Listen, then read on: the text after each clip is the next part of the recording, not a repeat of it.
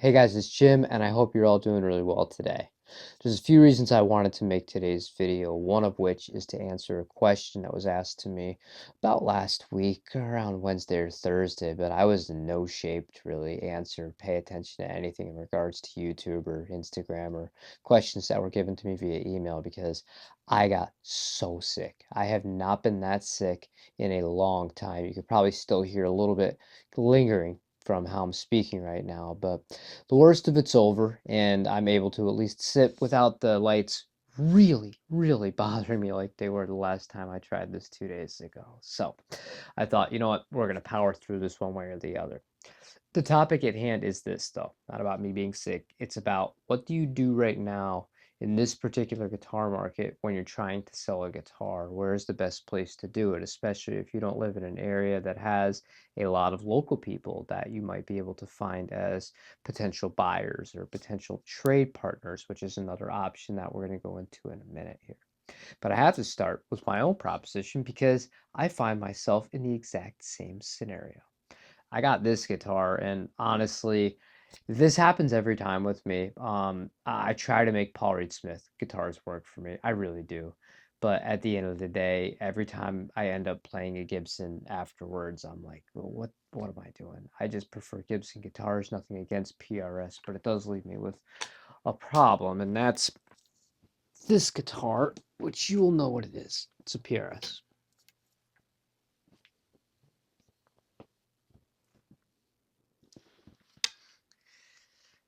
This is the 10 top McCarty 594. Now, the very first thing you might have noticed is this guitar is the only guitar that I have out of any make, model, price that does not stay out in the rack. Even when I had my R9, the Gibson Custom Shop, that lived out on the rack, and I just treated it like I would treat the Telecaster. It's just an instrument that I look at it, I don't baby it, I play it, I have fun, and I carry on with my day. With the PRS, for whatever reason, I think the main reason is because my favorite color and the tops on these, when they're still good and the color is still there, is my favorite when they're blue. In order to keep the blue, gotta stay locked away into the case, and that means I just don't play this very much. Compound that with the fact that, I prefer the Gibson, yada, yada, yada. Let's get to the point. Selling this guitar right now is going to be very difficult because, as you may have seen, if you're somebody who's buying and selling guitars, or potentially you're not normally somebody who does that, but you're trying to offload something, you look at what is moving and the prices they're moving at places like Reverb. It's not exactly an inspiring time to get rid of something. That's a problem. Reverb's not an option for me though, and that's not going to be a place where I really recommend unless you are in a spot where you want to get rid of it immediately and you are not in an area in which you have potential local buyers around you where you can kind of eat the loss, so to speak, a little bit quicker, but just offload the instrument. For me, the combination of the fees have always just been rising. They're not the worst fees in the whole world, but the most recent change, which I've been ignoring in my little Reverb app that pops up, it's been asking me to upload a state-issued government ID to go along with all of my banking information, to go along with all of my social security number, my address, and all of that. And honestly, it's just a bridge too far handing that over to a company that's not even based in America, mind you, despite Reverb being an American company. I believe it's called Trulio, who is in charge of their data protection. They're a Canadian company, and I don't know about you guys, but I see emails every other day that my stuff is stolen or there was a data breach here or there, and I'm just like, nah, I'm not doing it anymore. If you want to do that, though, the most eyes, best place to sell something quicker, if you're willing to eat it as far as the price goes, it's always going to be Reverb. And that leaves you with what other options? I mean, technically you have the gear exchange, and I don't have much bad to say about the gear exchange, but the problem that I've noticed trying to use that, and I have sold a few things on that over the last, I don't know, 2 or 3 years, you just simply don't get the same amount of eyeballs on your listings. So in order to sell something on that, you have to price it almost more aggressively than you would on Reverb. And that can be a little bit dicey as well because, yes, you do have one other big added benefit if is a big if here. You want to purchase something else at Sweetwater that's available brand new, you can skip the fees entirely and use it as a Sweetwater gift card. And basically, the only expense that you'll have to pay will be the shipping, which is again discounted. It's pretty cool that Reverb does have these deals with places like FedEx and UPS in order to get you a better rate. However, at the end of the day here, I feel like I'm still fighting the same battle. And then what if something happens in transit? I don't feel like I have the same protections because despite the fact that it is cheaper to use places like Pirate Ship or to use, provided shipping available rates to you from places like Sweetwater.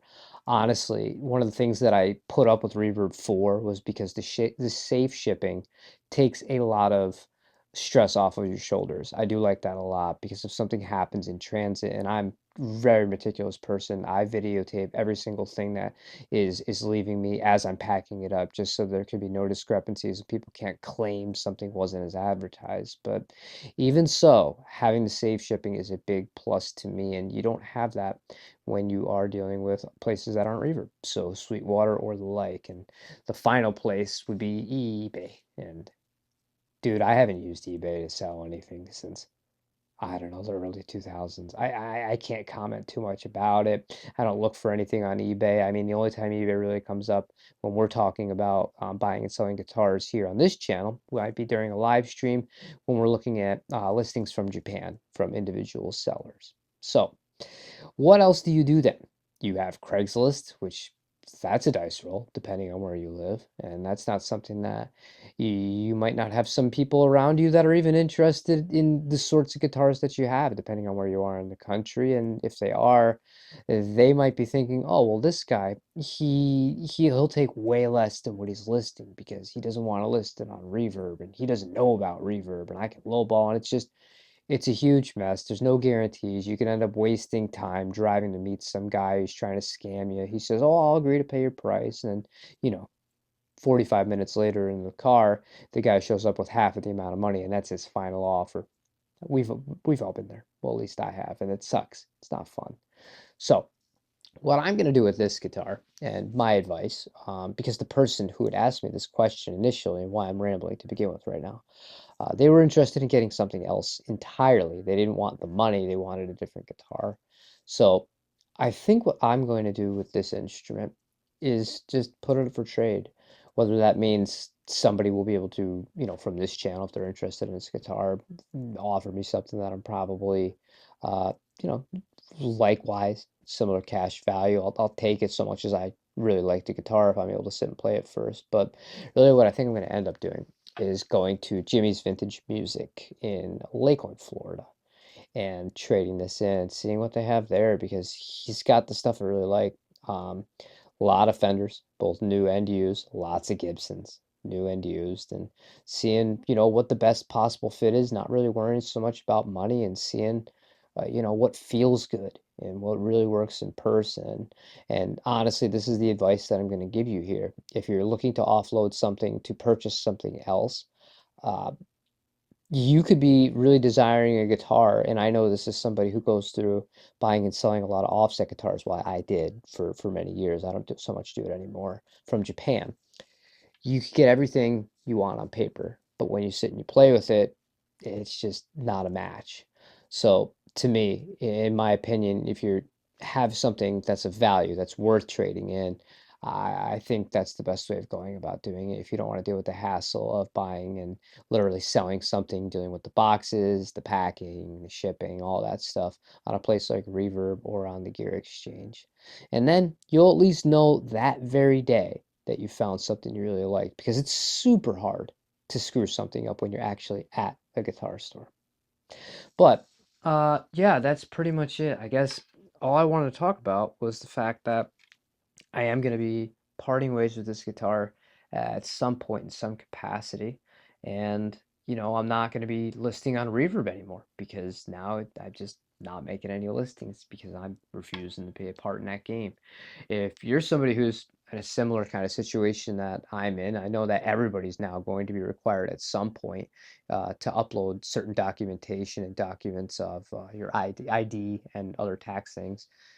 Are you gonna do that? Are you cool with that? Or are you just like, yeah, whatever, man. You know what? Maybe I'll just take a few $100 less and get rid of things in a way that, lets me keep some of my information away from just even more people online because, yeah, it just feels like it's everywhere at this point.